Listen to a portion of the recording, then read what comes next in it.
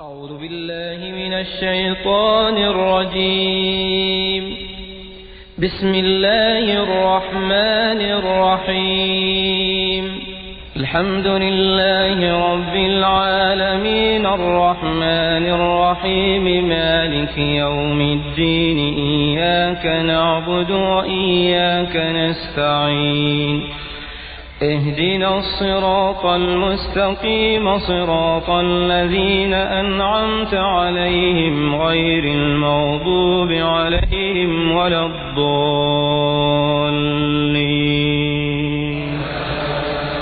آمين. الفاتحة.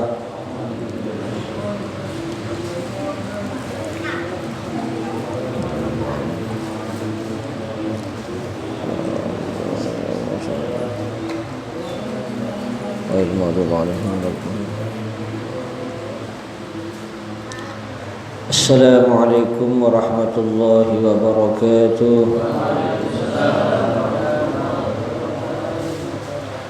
Alhamdulillah al-wahidil qahhar al-azizil ghaffar mudabbiril umur wa muqaddiril aqdar. Wa ashhadu an la ilaha illallah wahdahu la syarika lah. Wa ashhadu anna sayyidana Muhammadan abduhu wa rasuluh.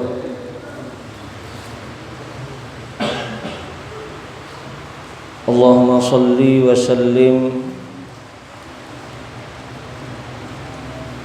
wa barik wa karim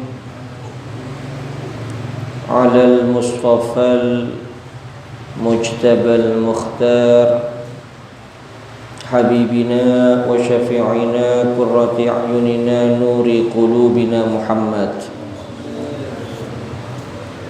wa ala alihi wa ashabihi wa tabi'ina wa man tabi'ahum bi ihsan min yaumina hadza ila yaumi liqa'il malikil jabbar, amma ba'd. Rabbi shrah li sadri wa yassir li amri wahlul 'uqdatam min lisani yafqahu qawli.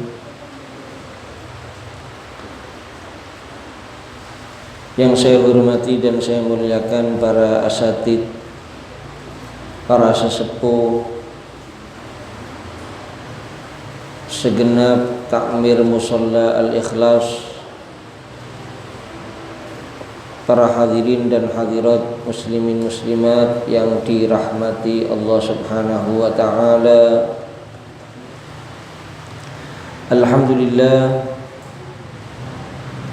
pertama-tama kita panjatkan rasa syukur kehadirat Allah Subhanahu wa ta'ala. Malam hari ini kita bersama-sama berkumpul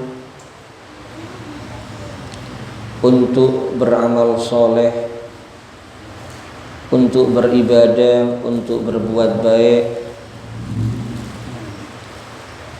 melalui majelis yang insya Allah penuh barokah ini. Salawat serta salam kita haturkan, kita hadiahkan kepada junjungan kita, teladan kita, Nabi besar Muhammad sallallahu alaihi wa alihi wasallam. Hadirin dan hadirat yang saya hormati dan saya muliakan, masih melanjutkan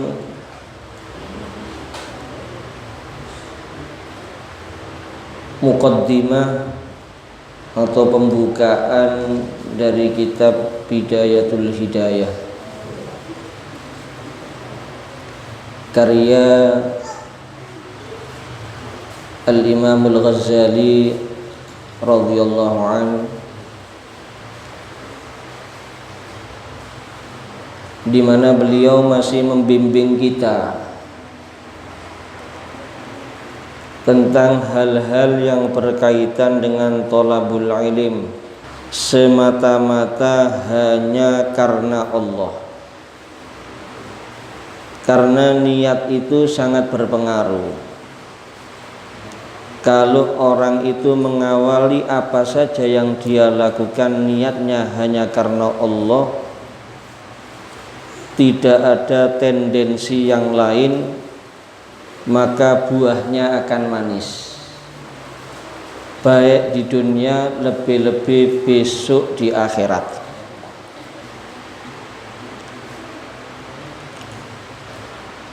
Cirinya orang itu kalau menimbah ilmunya betul-betul karena Allah, ingin meraih kemuliaan di sisi Allah, bukan di sisi makhluknya Allah, ingin meraih derajat yang tinggi di akhirat bukan di dunia, maka dia akan selalu mengamalkan ilmunya, enggak nunggu khatam kitab dulu diamalkan, enggak nunggu satu bab dulu dari ilmu yang dipelajari dipraktekkan.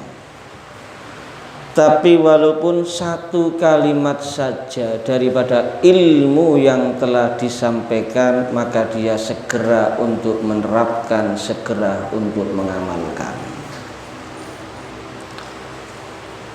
Dan dengan itulah kita bisa saksikan para aulia mendapatkan kemuliaan dunia, kemuliaan akhirat. Para aulia mendapatkan pangkat di dunia, pangkat di akhirat.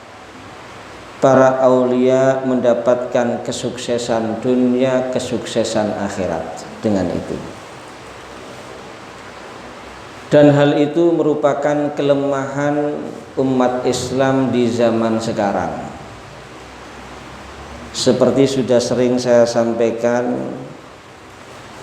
alhamdulillah lek semangat ngaji tasik kata sing semangat ngaji. Tapi sing semangat ngelampai ilmu yang dia dengar di saat ngaji niku sing kirang zaman-zaman kini.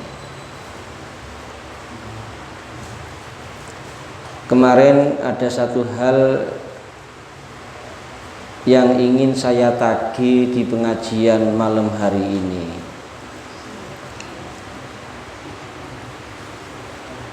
Tapi lek enten sing dereng ngelampahi nggih mboten napa-napa nggih. Cuma ngiling notok niki, karena kan kadang-kadang menungso niku lalian. Kecuali lek dhuwit niku sing kadang-kadang arang-arang lali insyaallah. Lek liyane lalian. Lek dhuwit ilingan insyaallah nggih. Ana tanggane utang 3.000, 3 tahun gak lali-lali niku 3.000. Ini dalam rangka melatih diri kita para hadirin, supaya harapan kita ini ngaji niki duduk ngaji tok, tapi tiap mari ngaji kula jenengan niki saged praktek. Sehingga setiap selesai ngaji, kalau kita praktekkan ilmu-ilmu yang kita baca dalam kitab ini, ya otomatis kondisi kita semakin baik dari segi akhlak, dari segi keimanan, dari segi ketakwaan. Lek terus koyo ngoten tambah sahi berarti panjenengan. Sehingga harapannya ketika wafat dalam keadaan terbaik, barokahnya ngaji ini, Pak.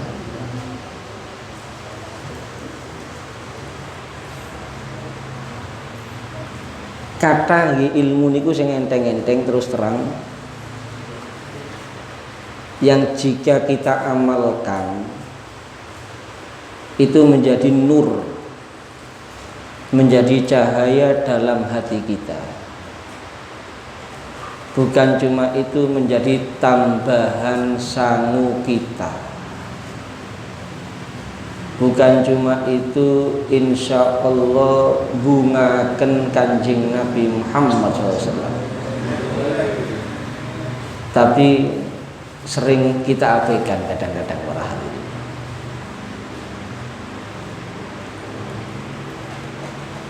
Pertemuan yang sebelumnya saya mengingatkan tentang sunnahnya siwak.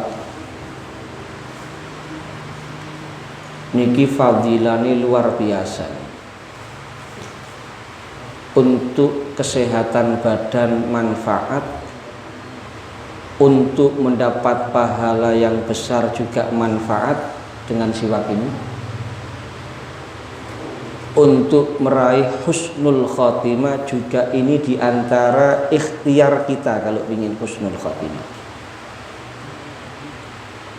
Tapi umat Islam subhanallah kata sing boten siwakan padahal ngerti lek siwak niku sunnah. Oleh karena itu saya ingin sekarang tanya lagi nih, monggo sing beto siwake diangkat aja.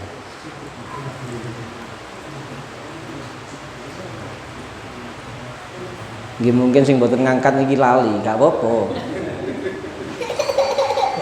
Sik gak sampai 10 niki insyaallah nih. Gak apa-apa. Ya insyaallah pengajian maneh 2 minggu maneh mungkin saya koordinasi sama niki Pak Lukman niki. Niki semangat ya nih. Wis tukono siwak mari dumno meneh. Dadi siwakan kabeh wis.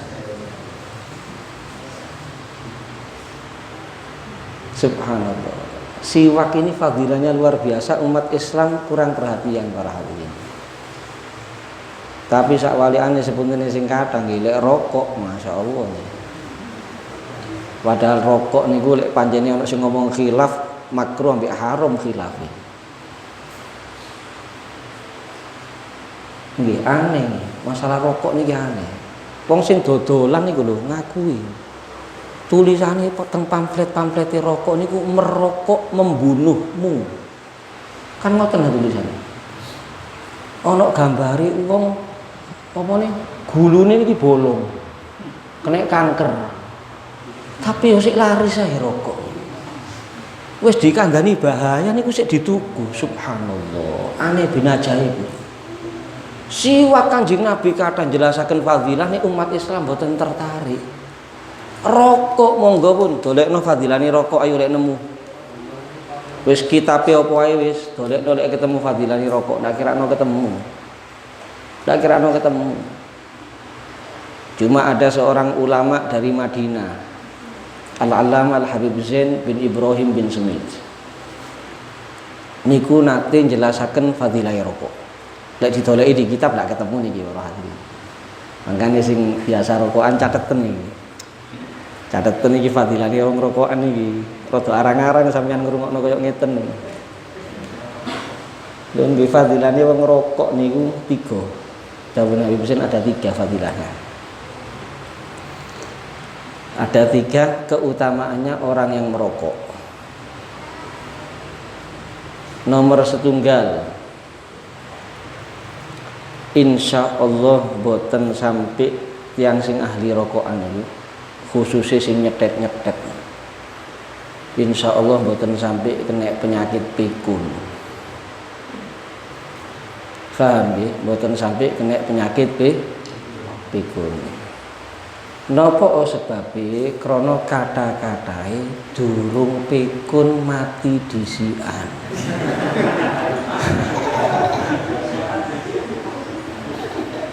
Niku nomor 1 niku. Nomor kali fadilane rokok nih. Nggih sebutan ning iki. Ndak apa-apa, ini supaya kita ini terbuka para hadirin.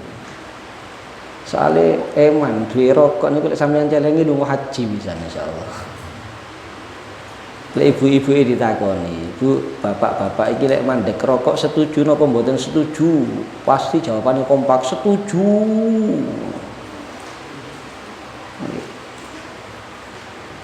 Nomor kali fadilane rokokan.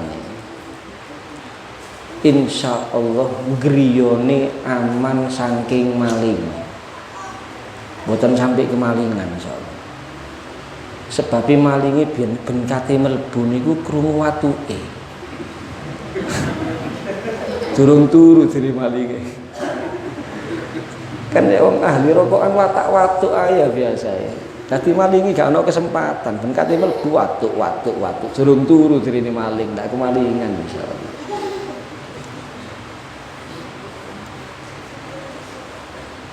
Nomor 3, insya Allah boten sampai kena cokot asu. Wong ahli rokokan insya Allah boten sampai kena cokot sebab lek tepak diuber asu melayu titik menggos gak kuat dodok ayu kae apa asune husnudzon disangkano njukuk kreweng katimbalan balik asune. Niku fadilane rokok lek ndolek di kitab gak nemu niku para hadirin. Oleh karena itu monggo para hadirin nggih ilmune Kanjeng Nabi niki monggo diperhatekno ya. Kita ngaji ini bukan cuma sekedar untuk menambah ilmu, tapi selain menambah ilmu tujuan kita mengamalkan ilmu, memperbaiki diri kita masing-masing dan keluarga kita khususnya. Oleh karena itu kata Imam Al-Ghazali, kalau sudah orang itu ngaji, menimbah ilmu agama, kemudian dia itu menunda-nunda untuk mengamalkan ilmunya, atau dia itu bermalas-malasan untuk mengamalkan ilmunya, maka itu cirinya anna nafsakal ma'ila ila talabil ilm hiya nafsul ammara bisu. Pendorongnya dia untuk menimbah ilmu kalau sudah seperti itu adalah nafsu, hawa nafsu yang selalu memerintahkan dia untuk berbuat jelek.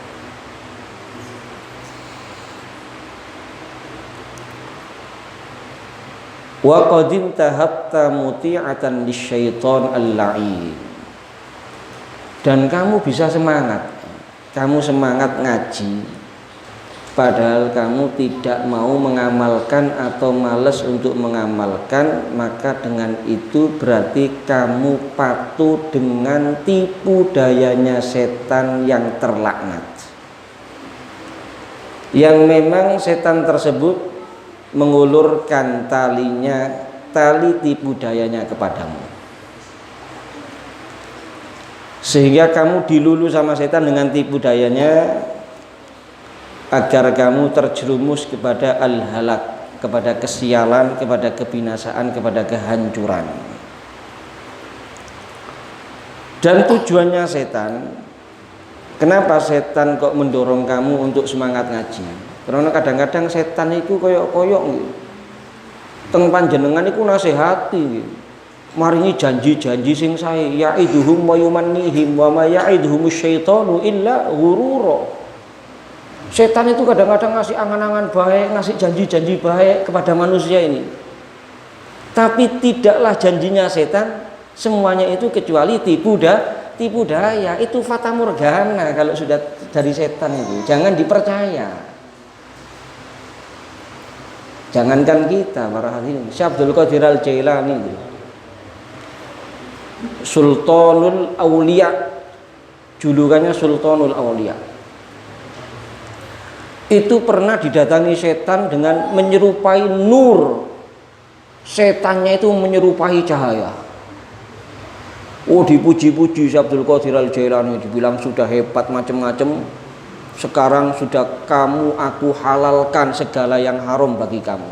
Ngakuni Tuhan, nyerupai nur. Syekh Abdul Qadir Al-Jailani orangnya ma'rifat billah. Ilmunya ilmu zahir, ilmu batin yang dikuasai Syekh Abdul Qadir Al-Jailani, bisa tahu dia. Langsung ikhsya ya la'in, hancurlah, binasalah wahai yang terkutuk, wahai setan. langsung cahayanya tadi berubah menjadi gumpalan asap yang hitam dan lenyap. Orang-orang yang lain bertanya kepada Syekh Abdul Qadir Jailani, dari mana kamu bisa tahu kalau aku ini setan? Setannya tanya, dari mana kamu bisa tahu kalau aku ini setan yang akan menjerumuskan kamu, yang akan menipu kamu? Katanya Syekh Abdul Qadir Al-Jailani, dengan kata-kata kamu, abahtulaka al-muharramat, aku halalkan bagi kamu segala yang diharamkan. Itu nggak mungkin. Rasulullah saja makhluk yang paling dicintai Allah, Allah tidak menyatakan seperti itu kok kepada Nabi Muhammad. Nggak dihalalkan semua yang diharamkan, apalagi kepada aku. Dari situ aku tahu kalau kamu adalah setan yang terkutuk yang ingin menjerumuskan aku. Makanya monggo, kadang-kadang setan ini koyok-koyok nih, maringi nasihat, memberikan masukan-masukan yang baik, padahal ternyata tujuannya bukan untuk kebaikan kita, tujuannya untuk menjerumuskan kita. Ini termasuk masalah ilmu niki. Kadang-kadang panjenengan semangat ngaji, giat ngaji, tapi mboten purun ngamalaken ilmu yang diperoleh, ilmu yang didapatkan dari ngajinya tadi. Bisa jadi itu cirinya kalau orang tersebut sedang ditipu sama setan. Nggih kuwatire tiyang niku melebet firman Allah dalam surat Kahfi. Ya. Qul hal nunabbiukum bil akhsarina a'mala alladzina dhalla sa'yuhum fil hayatid dunya wa hum yahsabuna annahum yuhsinuna sun'a. Katakan wahai Muhammad, apakah kalian mau aku berikan kabar, aku beritahu bil akhsarina a'mala, orang yang paling rugi dalam beramal. Siapa orang yang paling rugi dalam beramal itu? Alladzina dhalla sa'yuhum, yang dia sesat, yang dia lakukan amalnya mereka sesat dalam kehidupan dunia. Wahum, dan mereka yahsabuna menyangka, dan mereka menyangka annahum yuhsinuna sun'a, mereka telah berbuat baik. Jadi sing dilampahi niku keliru tapi ngrasane bener, ndak ngerti lek keliru niku bahaya tiyang kaya ngoten. Gampang-gampangane ana wong bodho ndak ngrasa bodho, ngrasa pinter, gak pinter-pinter kaya ngoten. Ya bodoh terus, karena dia merasa tidak jahil, dia merasa alim. Demikian juga kalau ada orang jelas-jelas salah tapi nggak merasa salah merasa benar, ini sulit untuk dinasehati. Dinasehati model apa? Insyaallah al pengku wal cengkalu wal mokongu. Kenapa? Karena dia merasa benar.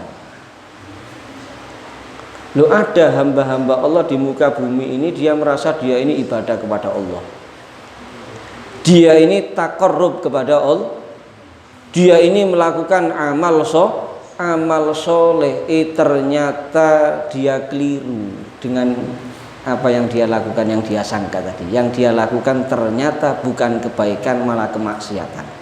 Yang dia lakukan bukan ma'ruf malah mungkar, bukan hak malah batil, tapi dia nggak tahu kalau yang dia lakukan itu adalah kebatilan. Jadi orang yang menimbah ilmu tapi kok nggak ada ketertarikan untuk mengamalkan ilmunya, cuma digawe alim-aliman to, digawe hebat-hebatan to, supaya diakui dia itu orang yang sangat alim, dia itu orang yang ilmunya bagaikan lautan. Ya, kalau sudah membahas satu pembahasan diakui sama orang, dikagumi sama orang. Lek digawe ngunu-ngunuan tok ilmu niku boten diamalaken, boten dipraktekaken, ya, maka itu diantara cirinya kalau orang tersebut sedang dan tertipu dengan tipu dayanya setan. Ya, kadang-kadang setan itu bisikkan di telinganya orang tersebut berbagai macam fadilahnya orang menimbah ilmu para hadirin. Wa inda dzalika yatlu 'alaika syaiton fadlal ilmi wa darajatal ulama. Setan ini ku nipu panjenengan supaya ngajine semangat, mboten mikiri amal, ngajine semangat. Didoktrin kali setan niki nggih dielingaken tentang hadis-hadis yang menjelaskan tentang fadilahnya ilmu dan fadilah para ulama dan derajat para ulama di sisi Allah. Tapi dalam sisi lain hadis-hadis tentang mengamalkan ilmu, fadilahnya mengamalkan ilmu, bahayanya kalau nggak mengamalkan ilmu dilupakan dari orang tersebut sama setan. Itu diantara cirinya. Oleh karena itu sama Al-Imam Al-Ghazali kita ini dibekali dulu. Niki kan mulai ngaji lah istilahnya. Namanya kitabnya mawon Bidayatul Hidayah, permulaan hidayah. Kita mulai ngaji ini dibekali kita sama Imam Al-Ghazali, dibentengi betul-betul diri kita, hati kita, agar kita dalam menimba ilmu, baik ngaji kitab ini atau nanti kitab-kitab yang lain, lillahi ta'ala, betul-betul karena Allah, ingin untuk menambah dengan ilmu kita tadi kebaikan pada diri kita, kebaikan pada keluarga kita, ingin kita ini untuk bisa berubah dengan ilmu yang kita dapatkan. Insya Allah kita sambung di pertemuan yang akan datang, bagaimana setan itu akan menjelaskan fadilah-fadilahnya ilmu kepada orang yang tadi dorongan ngajinya karena hawa nafsu dan tertipu dengan tipu dayanya setan. Insya Allah kita sambung di pertemuan yang akan datang. Kurang lebihnya mohon maaf. Wassalamualaikum warahmatullahi wabarakatuh.